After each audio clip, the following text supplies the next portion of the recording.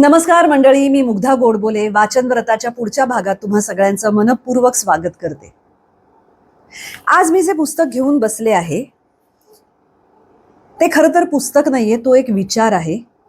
दोन अत्यंत बुद्धिमान प्रतिभावान स्त्रिया जेव्हा एकमेकींशी संवाद साधतात तेव्हा त्या संवादातून जे पुस्तक जन्माला येतं ते किती सुंदर असेल याची तुम्ही कल्पना करू शकता. हे पुस्तक प्रतिभाताई रानडे यांनी दुर्गाबाई भागवतांशी ज्या गप्पा मारल्या किंवा जी प्रश्नोत्तरं झाली त्यावरून लिहिलेलं पुस्तक आहे. पुस्तकाचं नाव आहे ऐसपैस गप्पा दुर्गाबाई भागवतांशी.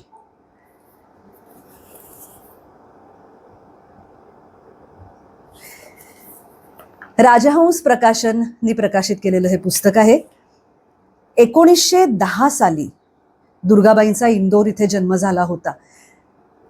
पण त्यांचे विचार, त्यांचा व्यासंग, त्यांचं वाचन, त्यांचा अभ्यास हे सगळंच इतकं काळाच्या पुढचं होतं की आज 2025 साली सुद्धा आपल्याला ते तितकंच रेलेव्हंट ज्याला म्हणतात ते वाटतं. मला स्वतःला दुर्गाबाईंच्या अभ्यासाविषयी अत्यंत आदर आहे आणि हे पुस्तक म्हणजे जवळजवळ अभ्यास असल्यासारखं मी अनेकदा वाचलेलं आहे. या पुस्तकातला काही भाग उद्धृत करणं किंवा वाचून दाखवणं कठीण यासाठी आहे कारण ह्या गप्पा आहेत. कुठल्या तरी एका प्रश्नावर दुर्गाबाईंनी दिलेलं एक उत्तर असं ह्याचं स्वरूप आहे. त्यामुळे कुठून सुरू करायचं, कुठपर्यंत वाचायचं असं काही कळत नाही. ही काही एकसंध गोष्ट अशी नाही. पण दुर्गाबाईंच्या साहित्याविषयी ज्यांना कल्पना आहे त्यांनी हे पुस्तक वाचलं नसेल तर हे जरूर वाचा. राजहंस प्रकाशनचं हे पुस्तक आहे, पण हे संग्रही ठेवावं. कधीही कुठलंही पान काढावं आणि वाचायला सुरुवात करावी असं हे पुस्तक आहे. मी थोडंसं मनोगत वाचते. मानववंशशास्त्रज्ञ, समाजशास्त्रज्ञ, बुद्धचरित्र आणि बौद्ध धर्माच्या विशेष जाणकार, संस्कृत, पाली, बंगाली, जर्मन अशा अनेक भाषांमध्ये प्रवीण, आदिवासी जीवनाच्या भाष्यकार आणि ललित लेखक म्हणून त्यांची कामगिरी श्रेष्ठ कोटीची आहे. पुढील पिढ्यांना मार्गदर्शक ठरणारी आहे. अविरत चालणाऱ्या प्रखर ज्ञानसाधनेमुळे कोणी विद्वत जड होऊ शकतो, पण बाई मात्र तशा होत नाहीत, हे त्यांचं वैशिष्ट्य आहे. मानवी जीवनातील आणि निसर्गातील सत्य आणि सौंदर्य शोधण्याचा प्रयत्न करताना त्यातील परस्पर नातेही त्या अतिशय हळुवारपणे उलगडून दाखवतात. पाकशास्त्र, शिवणकाम, भरतकाम यासारख्या बायकी समजल्या जाणाऱ्या कलाकौशल्यांमध्ये त्यांनी निव्वळ प्रावीण्यच मिळवलं नाही, तर त्या कलांमध्येही त्यांनी संशोधन करून लोकसंस्कृती आणि निसर्गाशी त्या कलांचं असलेलं निकटचं नातं उलगडून दाखवलं. इंग्रजी आणि मराठी भाषेतील त्यांची ग्रंथसंपदा, देशी विदेशी नियतकालिकांमधून प्रसिद्ध झालेले त्यांचे निबंध यांची संख्या, त्या लेखनाची व्याप्ती आणि खोली विस्मयकारक आहे. त्यांचे शोधनिबंध जगन्मान्य झालेले आहेत. दुर्गाबाईंच्या लेखनामध्ये आपल्याला गेल्या 60-65 वर्षांच्या, म्हणजे खरं तर आता त्याहूनही अधिक, कारण हे पुस्तक याची पहिली आवृत्ती 1998 साली आली होती, महाराष्ट्रातल्या साहित्यिक, सांस्कृतिक, सामाजिक आणि राजकीय इतिहासाच्या खुणा त्यांच्या लेखनामध्ये आपल्याला सापडतात. आपल्या स्पष्ट वक्तेपणाने त्यांनी महाराष्ट्राच्या सदसद विवेक बुद्धीला सतत आवाहन केलं आहे. दुर्गाबाईंची सगळीच मतं सर्वांना मान्य होतात असं नाही, परंतु बाई काय म्हणतात याची दखल मात्र सर्वांनाच घ्यावीशी वाटते. सामाजिक राजकीय घडामोडींना, विचारांना वळण लावण्यामध्ये अनेक वेळा त्या कृतिशील झालेल्या आहेत.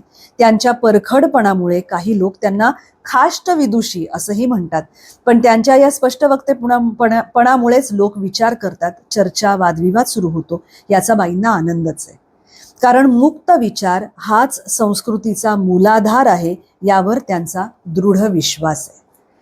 या पुस्तकातला सुरुवातीचाच संस्कृतीच्या पाऊलखुणा हा भाग मी वाचून दाखवते. आणखी एक सांगते, उद्या मनमोकळ्या गप्पा प्रतिभा रानडे यांच्याशी, हे दीपाली दातार यांनी लिहिलेलं पुस्तक, डिम्पल पब्लिकेशनचं, पैस प्रतिभेचा, यातला थोडा भाग मी वाचून दाखवणार आहे. तेव्हा आज प्रतिभाताईंनी दुर्गाबाईंना विचारलेले प्रश्न आणि उद्या त्यांना विचारलेल्या प्रश्नांची त्यांनी दिलेली उत्तरं, असा आपण एक छोटासा प्रयत्न करूया. संस्कृतीच्या पाऊलखुणा. संपूर्ण प्राणीसृष्टीमध्ये माणूस हा काही सर्वाधिक देखणा, बलवान, राजबिंडा प्राणी म्हणता येणार नाही. परंतु माणसाचं असं एक खास वैशिष्ट्य आहे जे इतर कोणत्याही प्राण्यात नाही. हे वैशिष्ट्य म्हणजे कलाकृती निर्माण करण्याची क्षमता. शब्द, रंग, रेघोट्या, सूर, बुद्धी, भावना यांच्या सहाय्याने माणूस प्रतिसृष्टी निर्माण करू शकतो. त्याचा हा प्रवास अगदी विस्मयकारकच आहे. मानवी इतिहासाची ही वाटचाल, अभिजनांची संस्कृती, बहुजन संस्कृती याबद्दल एकदा आमचं बोलणं चाललं होतं. तेव्हा मी बाईंना विचारलं, संस्कृती या शब्दाचा नेमका अर्थ काय? केव्हापासून आपण हा शब्द वापरू लागलो? दुर्गाबाई म्हणाल्या, त्यावर मी थोडंसं लिहिलंय, पण आता तुला सविस्तर सांगते. संस्कृती या शब्दाची अमुक अशी एकच व्याख्या नाही. त्या शब्दाचं स्पष्टीकरण मात्र देता येतं. संस्कृती हा शब्द माणसं, समाज आणि काळाच्या संदर्भातही वापरला जातो. म्हणून अमुक माणूस असंस्कृत आहे, तमुक समाजाची संस्कृती, तसंच इसवी सन पूर्वकालीन संस्कृती, आजची संस्कृती वगैरे. संस्कृती म्हणजे मुख्यतः ज्ञान, विज्ञान, तत्वज्ञान, कला याबद्दलचे विचार आणि आचार. तसंच तत्वज्ञान, विद्वत्ता, इतिहास याबरोबरच वास्तुशास्त्र, संगीत, नाटक, शिल्पकला, चित्रपट आदी कलांशीही या शब्दाचा अगदी जवळचा संबंध आहे. मानवी इतिहासातील जीवनाचा सर्वांगीण विकास संस्कृती या शब्दाने दाखवला जातो. इंग्रजी भाषेमध्ये कल्चर बरोबरच सिव्हिलायझेशन हा शब्दही वापरला जातो. बाई पुढे म्हणाल्या, पण दोन्हीमध्ये फरक आहे. सिव्हिलायझेशन हा शब्द साधारणतः एखाद्या समाजाच्या परिस्थितीबद्दल वापरला जातो, की तो समाज शांतताप्रिय व स्फूर्तिदायक, वर्धिष्णू आहे का, त्या समाजामध्ये क्रौर्य आहे, रानटीपणा आहे, तिथे सतत भांडणं आणि मारामाऱ्या चालतात, अशा अर्थाने तो वापरला जातो. आपण संस्कृती आणि सभ्यता हे दोन शब्द वापरतो, पण तो वापरताना आपण फारसा फरक करत नाही. आपण पाश्चात्य संस्कृती, पाश्चात्य सभ्यता, यंत्रयुगाची संस्कृती, सभ्यता असं दोन्ही म्हणतो. मुळात या दोन्हीमध्ये थोडासा फरक आहेच. गंमत म्हणजे हा शब्द मुळात भारतीय नाहीच. संस्कृत वाङ्मयात किंवा शब्दकोशातही हा सापडायचा नाही. आपण हा शब्द मुद्दामून बनवलेला आहे. मी जे काही वाचलंय त्यावरून मला असं दिसतं की इतिहासाचार्य राजवाडे यांनी हा शब्द पहिल्यांदा वापरला. तो शब्द त्यांनी संस्कृत भाषेवरून आपल्याकडे आणला.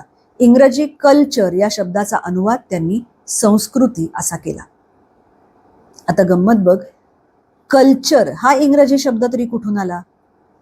लॅटिन भाषेतून नाही, तर 18व्या शतकाच्या शेवटी जर्मन लोकांनी हा शब्द प्रथम वापरला. त्यांचा जर्मन शब्द म्हणजे कॉल्टूर. मग ब्रिटिशांनी कॉल्टूरचा कल्चर केला. मग ब्रिटिशांचं अनुकरण आम्ही केलं. राजवाड्यांची प्रतिभा असामान्य. त्यांना कल्चरचा संस्कृती हा शब्द का करावासा वाटला, तो त्यांना कसा सुचला, कशावरून सुचला, त्यांनी तो शब्द कसा घडवला ते मला माहीत नाही. पण राजवाडे यांच्यानंतर रवींद्रनाथ टागोरांनी हा शब्द वापरला. सुरुवातीला टागोर बंगालीत लिहिताना संस्कृती या अर्थी कृष्टी हा शब्द वापरत, पुढे मग ते संस्कृती हा शब्द वापरू लागले. म्हणजे या शब्दाचं सगळं श्रेय या दोन महाभागांना द्यायला हवं. कृष्टी म्हणजे शेती. टागोरांच्या मनात शेती आणि संस्कृतीचा काहीतरी संबंध असावा. पण बाई, या शब्दाचा नेमका अर्थ काय? दुर्गाबाई म्हणाल्या, या शब्दाचा नेमका अमुक एक अर्थ सांगता येणार नाही, कारण या शब्दाची व्याप्ती विस्मयकारक आहे. आत्ताच मी म्हटलं तसं संस्कृत भाषेत संस्कृती हा शब्दच नाही, आणि संस्कृत भाषा म्हणजे आपली भाषा जननी आहे. पण संस्कृत भाषेत संस्कृ हा शब्द मात्र आहे. मुख्य म्हणजे संस्कृत भाषेला संस्कृत न म्हणता त्यासाठी गिरवाण हा शब्द रूढ होता. गिरवाण भाषा. इंग्रजांनी गिरवाण ऐवजी संस्कृत हा शब्द वापरायला सुरुवात केली. आपणही मग तेच करू लागलो. आता हे जे परिवर्तन झालं ते विस्मयकारक आहे. मी विसुद्धी मग्गचं भाषांतर करत होते. त्यामध्ये संखती हा पाली भाषेतला शब्द आलाय. आता या शब्दाचा अर्थ काय? मग मी लगेच पाली भाषेचा कोश काढला. त्याच्यात त्यांनी दिलंय की संखती हा शब्द संस्कृतीवरून आलाय. आहे की नाही गंमत? पण तो आला कसा याचं स्पष्टीकरण कोशात दिलेलं नाही. मग हा शब्द आला कुठून, कसा, हा प्रश्न काही सुटेना. मग मी आपटे यांचा संस्कृत भाषेचा शब्दकोश काढून पाहिला, तर त्यामध्ये संस्कृती हा शब्दच नाही. मग मी विचार करू लागले की काय झालं असेल. संस्कृती हा शब्दच जर आपल्याकडे वापरात नव्हता तर मग हा आला कुठून. पण संस्कृती हा शब्द नसला तरी संस्कार हा शब्द आहे. संस्कृत भाषेमध्ये तो नेहमी वापरला जायचा, म्हणून मला वाटतं की संस्कार वरून संस्कृती शब्द आला असावा. तेव्हा आता संस्कृती शब्दाची व्याख्या अशी करता येईल की पूर्वीच्या संस्कारांचं अभिसरण म्हणजे संस्कृती. आता याची दुसरी बाजूही बघ. पाली वाङ्मयात हा शब्द आला तो संखती या स्वरूपात. तो तिथे येण्या अगोदर काहीतरी घडामोड नक्की झाली असणार. मग मी परत आपटे संस्कृत शब्दकोश काढला, त्यात मला संस्कृ हा शब्द दिसला.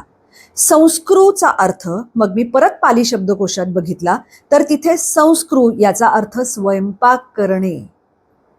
आता याचा संबंध कसा लावायचा. मनुस्मृती वाचली तर तिथेही संस्कृचा अर्थ स्वयंपाक करणे असाच दिलेला आहे. तेव्हा तोच त्याचा मूळ अर्थ स्वयंपाक करणे. ही फारच मजेदार गोष्ट सांगितलीत बाई तुम्ही. पण म्हणजे आता आपल्याला असं म्हणता येईल का की वेगवेगळी धान्य, भाजीपाला, मांस, मासे यावर वेगवेगळ्या चवीच्या मसाल्यांचे संस्कार करून स्वयंपाक करणं म्हणजे संस्कृ. त्यावरून मग समाज मानसावर वेगवेगळे साहित्य, कला, ज्ञान, तत्वज्ञान, विज्ञान इत्यादींचे संस्कार करून जे सिद्ध होते ती संस्कृती असं म्हणता येईल का आपल्याला. तसं म्हणायला हरकत नाही, दुर्गाबाई म्हणाल्या. पण मग नंतरच्या काळात वेगवेगळे विचारवंत, तत्वज्ञानी यांनी त्या शब्दाच्या अर्थाची व्याप्ती खूप वाढवली. आधुनिक काळाच्या संदर्भात मिल, स्पेन्सर वगैरे लोकांची नावं घ्यायला हवीत. आधुनिक संस्कृतीच्या संदर्भात ही दोन ठळक नावं आहेत. निश्चितच प्रतिभाताई म्हणाल्या, कारण व्यक्ती स्वातंत्र्य आणि स्वायत्तता या आधुनिक संस्कृतीच्या महत्वाच्या खुणा आहेत. त्या दोघांनी त्यांचं विवरण केलेलं आहे. आता बाई मला असा प्रश्न पडतो की आपण नेहमी म्हणतो की अमुक एका समाजाची, देशाची संस्कृती प्रगल्भ आहे, प्रगत आहे किंवा होती. तर अशी प्रगल्भ, प्रगत संस्कृती होण्याआधी कोणकोणत्या गोष्टींची आवश्यकता असते. दुर्गाबाईंनी सांगितलं, संस्कृतीची सुरुवात झाली ती पाषाण युगापासून. पाषाण युगात ज्यावेळी माणसाला सृष्टीच्या अतर्क्य न्यायानं माणसाचे व्यवहार हे नियमित केले आहेत हे सत्य लक्षात आलं, तेव्हाच मूल्यांचा जन्मही झाला. ही मूल्य म्हणजेच संस्कृतीची सुरुवात होती. त्या वेळेपासून आजपर्यंत संस्कृतीमध्ये बदल होत आहेत, संस्कृतीचा विकास होतोय. पण बाई आपल्या संस्कृतीच्या विकासाचा एक टप्पा म्हणजे आपल्या देवदेवतांना मानव रूप दिलं गेलं. माणसाचे सगळे रागलोप हे देवदेवतांच्या ठिकाणी मानले. वेदांमधले देवदेवतांचे उल्लेखही याला पुष्टी देणारेच आहेत. पुढे मग तीच कल्पना आपल्या पुराण कथाकारांनी वापरली. तू म्हणतेस ती कल्पकता महायान पंथीयांनी वापरली. त्यांनी बुद्धाच्या जातक कथा लिहिल्या, अजिंठा, वेरूळ सारख्या अप्रतिम सुंदर कलाकृती निर्माण केल्या. दुर्गाबाई सांगत होत्या. प्रतिभाताईंनी विचारलं, मला वाटतं बाई की यानंतरचा महत्वाचा टप्पा म्हणजे भक्तिपंथाचा. त्यामध्ये मग मीरा, कबीर आले, आपले ज्ञानेश्वर तुकाराम आले. भक्तिपंथाने, आपल्या वारकरी पंथाने तर तत्कालीन प्रस्थापित मूल्य, प्रस्थापित धर्म यापासून स्वतःची सुटकाच करून घेतली. हे भक्तिमार्गी लोक म्हणजे आपल्या संस्कृतीचा अतिशय महत्वाचा ठेवा आहे. त्यांचं साहित्य अप्रतिम, अतुलनीय आहे. 500-700 वर्ष होऊन गेली तरी त्यांचं चरित्र, त्यांचं साहित्य आजही आपल्याला प्रेरणादायक आहे. दुर्गाबाई म्हणाल्या, अगं ही एक साखळीच असते, ती सुरूच राहिली आहे. एकातून दुसरं निघत गेलं, वाढत गेलं. ही वाढ होताना निसर्गाशी नातं कुणीही तोडलेलं नाही. आजकालच्या काळातच आपण निसर्गाशी मायेने वागत नाही. निसर्गाला आजचा माणूस ओरबाडून घेतोय, त्यामुळे सृष्टीच्या चक्राचा तोल ढळलाय. पण आजच्या हावरट माणसाला हे कळत नाही. आपल्या परंपरेत निसर्गाशी आपले संबंध प्रेमाचे, आदराचे होते. आपल्या सगळ्या पुराणकथा, दंतकथा, मिथ्यकथा, आख्यायिकाच काय पण अगदी वेद काळापासून ते आतापर्यंतचं आपलं साहित्य, कलांमध्ये सुद्धा पशुपक्षी, झाडं पेडं, बदलणारे ऋतू यांना अत्यंत महत्वाचं स्थान आहे. हिंदू धर्म हा एकच धर्म असा आहे की ज्यामध्ये विशिष्ट झाडं, फुलं, पशु, पक्षी यांना देवत्व दिलेलं आहे. पिंपळाचं पान, वडाचं झाड, कमळ, नंदी, वानर यांचं विशिष्ट स्थान आहे. ती आपली संस्कृती आहे. तसंच आपल्या परंपरांचं, रीतिरिवाजांचं, व्रतवैकल्यांचंही आहे. ते सगळं कधीपासून सुरू झालं, कोणी सुरू केलं हे आपल्याला माहीत नाही, पण तो आपल्या संस्कृतीचा अविभाज्य भाग आहे आणि या ना त्या स्वरूपात भारताच्या या टोकापासून त्या टोकापर्यंत ते पसरलेलं आहे. द्रौपदीचे 5 पती हे एक आगळं वेगळं उदाहरण आहे. पण हिमालयातल्या दूरवरच्या एका ठिकाणी एक अशी वस्ती आहे की ते लोक स्वतःला पांडवांचे वंशज म्हणवून घेतात. त्यांची एक पद्धत आहे की गावात कुणाकडेही पुरुष पाहुणा आला की त्याच्याकडे रात्री घरमालकांनी आपली पत्नी पाठवायची, ही त्यांची रीत आहे. तिला पाहुण्याने नाही म्हटलं तर ते लोक आपला अपमान समजतात. त्यांची दुसरी रीत म्हणजे एका विशिष्ट दिवशी सगळ्या बायकांनी माहेरी जायचं. त्या दिवशी पुरुषांना पाहुणे म्हणून बोलवायचं, त्यांच्याबरोबर रात्र काढायची. त्याला ते द्रौपदी व्रत म्हणतात. बाई, या द्रौपदी व्रताचं समाजशास्त्रीय विवेचन तुम्ही कसं कराल? त्या समाजाची ही मानसिकता कशी समजावून घ्यायची? एका बाजूनं आपली संस्कृती बायकांकडून कडक पातिव्रत्याची, पतिनिष्ठेची अपेक्षा ठेवते, त्याच वेळी कुठल्या तरी दूरच्या ठिकाणी ही अशी पद्धतही दिसते. हे कसं काय? ते लोक म्हणतात, बाई सांगतात, की आम्ही पांडवांचे वंशज आहोत म्हणून. आता अशा प्रकारच्या प्रथा काय म्हणून पडत असतील हा प्रश्न उरतोच. एस्किमो लोकांच्या मध्येही अशीच एक प्रथा आहे की घरी आलेल्या पाहुण्याचा पाहुणचार घरचा पुरुष आपली पत्नी त्याच्याकडे रात्रीसाठी पाठवून करतो, नाहीतर पाहुण्याचा अपमान होतो अशी त्यांची समजूत आहे. म्हणजे बघ, कुठे हिमालय, कुठे एस्किमोंचा देश, पण कुठली पद्धत कुठे कशी जाऊन पोचते ती का हे काही सांगता येत नाही. काहीतरी सांधा जमतो हे मात्र खरं. माझ्या मनात काय काय येतं सांगू का बाई? प्रतिभाताई म्हणाल्या की एकतर हा पाहुणचाराचा पराकोटीचा प्रकार म्हणता येईल, पण त्याहीपेक्षा इतर कारणं असणारच. एकतर परंपरेनंच तेथील स्त्री पुरुषांच्या संख्येचा समतोल ढळला असावा. पोटापाण्याच्या उद्योगासाठी तेथील पुरुष मोठ्या संख्येनं घरापासून बराच काळपर्यंत दूर राहत असावेत. अशा परिस्थितीत स्त्री पुरुषांमधले संबंध सर्वसामान्य असे राहत नाहीत, याची नोंद समाजशास्त्रानेही घेतलेली आहे. अशा परिस्थितीत ढळलेला तोल साधण्यासाठी ही पद्धत पडली असावी, हा एक माझा अंदाज. दुसरं कारण मला असं वाटतं, त्या समाजांना परक्या लोकांच्या बाबतीत कायम असुरक्षित वाटत असावं, म्हणून परका पुरुष आला की त्याला अशा तऱ्हेनं बांधून ठेवण्यासाठी देखील त्याच्याकडे घरातल्या एखाद्या बाईला पाठवण्याची क्लुप्ती काढली गेली असावी. दुर्गाबाई म्हणतात, आता कशाचे धागेदोरे जगात कुठे जाऊन पोचतील हे सांगता येणं कठीणच आहे. दुसरं उदाहरण देते. सिंह या शब्दाची उत्पत्ती सापडत नाही असं व्याकरणाचार्य पाणिनीनं म्हटलंय. सिंह हा तर मूळचा आफ्रिकन प्राणी, तिथं त्याला सिम्बा म्हणतात. त्याचंच तो इथं आल्यावर सिंह झालं असावं. हा सांधा इथं जुळतो, कारण फार पूर्वी भारत आणि आफ्रिका खंड हे जोडलेलेच होते. दोघांमध्ये समुद्र नव्हता. त्यावेळच्या भाषेसंबंधीच्या जुन्या स्मृती अशा कुठेतरी राहून गेल्या असाव्यात. प्रतिभाताई आठवण करून देतात, बाई आपण संस्कृती प्रगल्भ कशामुळे होते त्याबद्दल बोलत होतो. हो सांगते ना. बाई म्हणतात, सुसंघटित दीर्घ परंपरा असलेली विद्या केंद्र ही संस्कृतीची परमभूषणं असतात. एकेकाळी आपल्याकडे काशी, तक्षशिला, नालंदा, पैठण ही विद्या केंद्र होती. त्यांची कीर्ती दूरवरच्या देशांपर्यंत पोहोचली होती. तिथून लोक शिक्षणासाठी या ठिकाणी येत होते. इथून ज्ञान, तत्वज्ञान, विद्येचा प्रसार झाला होता.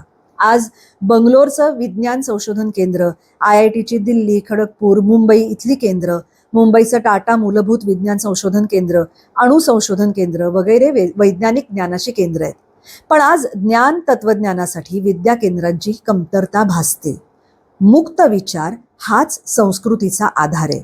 म्हणूनच मुक्त विचारांची जपणूक करणं हेच आपलं प्रथम कर्तव्य आहे. विचारवंत लेखकांवर कोणतीही बंधनं आली की विचार मरतो. विचार मेला की संस्कृती धोक्यात येते आणि विकृती येते.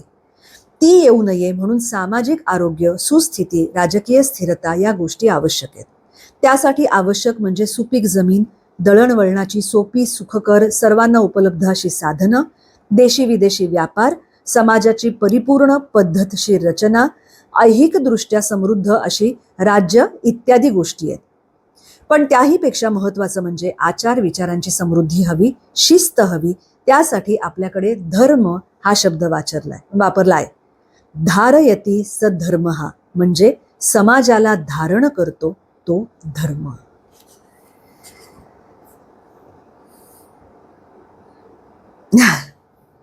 खरं तर अजून थोडंसं वाचावं असा मला मोह होतोय, पण मी म्हटलं तसं हे एक सलग पुस्तक आहे, त्यामुळे कितीही भाग आपण ह्याच्यातला वाचला तरी तो आपल्याला कमीच वाटणार आहे. यात शेवटी काय लिहिलंय तेवढं फक्त वाचते. गप्पांच्या ओघात एकदा दुर्गाबाई मला म्हणाल्या, मला जगण्याचं सुख वाटतं बघ. बाईंच्या या बोलांचा मला अपार विस्मय वाटला. त्यांचं हे विधान मला थोडंसं धार्ष्ट्याचंही वाटलं, कारण आपण माणसं नेहमी कशा ना कशासाठी तरी सतत कुरकुरत असतो. तर मनाला बुद्धीला व्यग्रता असता, काही ना काही सतत दुखत खुपत असता ही 89 वर्षांची बाई म्हणते, मला जगण्याचं सुख वाटतं बघ. यामागचं रहस्य कशात आहे? ते आहे बाईंच्या जीवनोत्साहात. त्यांच्या वृत्तींमध्ये नित्य ताजेपणा आहे. त्यांना जगाबद्दल जगण्याबद्दल अपार उत्सुकता आहे. ज्ञानाची परमकोटीची ओढ आहे. आपलं आयुष्य म्हणजे ईश्वरानं दिलेली देणगी आहे अशा भावनेनं त्यांची जीवनावर जीवनमूल्यांवर अमलान अव्यभिचारी निष्ठा आहे. त्यामुळेच रोजचा दिवस त्यांना नवी उमेद देतो. त्यांना जग जगणं शिळं वाटत नाही. म्हणूनच त्यांना म्हातारपणाची अडचण वाटत नाही की मृत्यूचं भय वाटत नाही. जगण्याचं सुख वाटतं. अशा या विदुषीचे हे विचार. ऐसपैस गप्पा दुर्गाबाईंशी पुस्तक जरूर वाचा.